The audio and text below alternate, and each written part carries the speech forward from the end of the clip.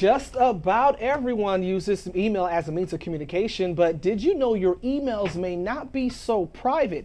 Just last week, Google admitting that Gmail users can't legitimately expect privacy. Here to discuss the implications of this issue is our resident tech expert, Stephen Mion, owner of That Computer Store, folks, out in Irmo, South Carolina.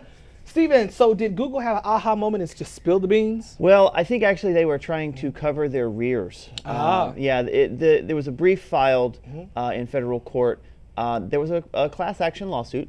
Right. And people were basically saying, hey, our private information is being misused. This is our private emails. Why are you doing this? Blah, blah, blah. Google basically said, hey, man, you can't expect a third-party service.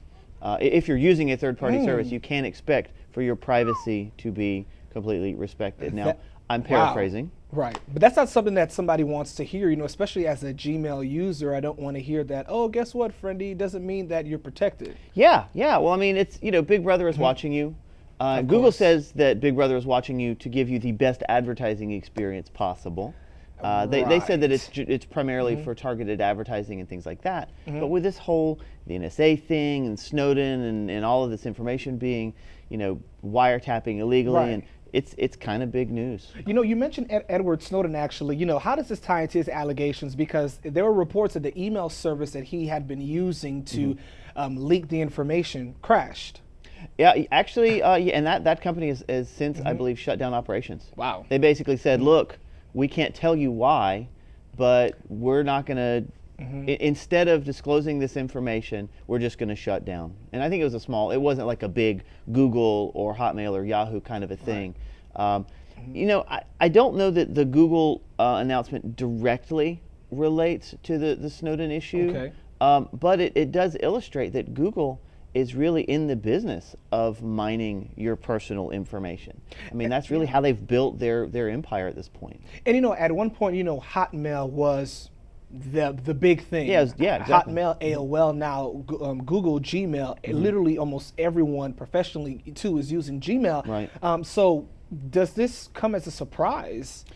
I think to a lot of people in the industry, it really doesn't come as a surprise. But I think to the average Joe on the street, yeah, I mean, Google has really positioned itself as this nice, happy, benevolent company. And while it may be, I'm not here to make that call, it is a little alarming when they basically come out and say, well, yeah, we've got all this information. We're going to use it to make lots and lots of money.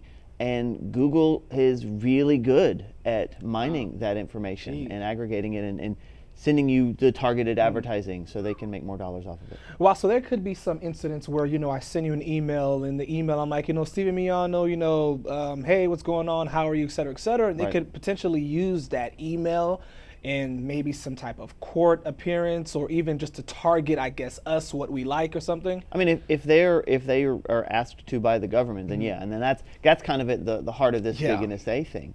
I mean, there's a third-party tool that will scan your Gmail account. Somebody wrote this to kind of illustrate what you could do, and it will actually tell you your relationships, how you're related to different people based on just your Gmail usage. That's pretty interesting because, that has actually happened to me a few times actually, where certain people send me certain emails, then on the sides or on the top, it will be things associated to me and that person. Yeah. Like, for instance, if I send out a picture of me at Chick-fil-A or something, all of a sudden, everybody who has received an email before, their name pops up. Right. Yeah, and I mean, just watch Minority Report. That movie. An Enemy of the State. Yeah, exactly. Those two movies really kind of hit the nail on the head. As scary and big brothery as both of those films are, it's I guess life imitating art a little bit. Wow. All right. Stephen Miano, owner of That Computer Store out in Irmo, South Carolina. Thank you, Stephen, so much for that. Once again, stop by and see Stephen. He'll love to have your business.